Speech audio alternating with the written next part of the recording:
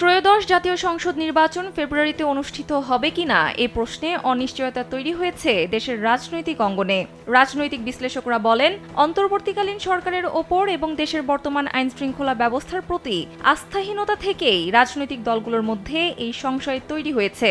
তবে এবার সব ধরনের সংশয় কাটিয়ে নির্বাচনের তারিখ ঘোষণা করা হবে বলে জানালেন জাতীয় পার্টির চেয়ারম্যান মোস্তফা জামাল হায়দার। তিনি বলেন, প্রধান উপদেষ্টা জানিয়েছেন তিনি আগামী ৪-৫ দিনের মধ্যে নির্বাচনের তারিখ ঘোষণা করবেন। তিনি আরও বলেন, আগামী জাতীয় সংসদ নির্বাচন নৈরাজ্যের সমাধান করবে।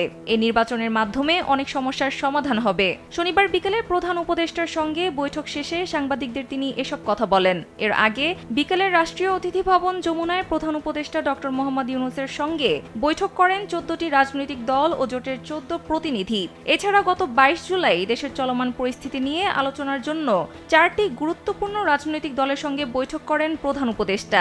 এর একদিন পর গত ২৩ জুলাই আরও ১৩টি দলের নেতাদের সঙ্গে বৈঠক করেন তিনি।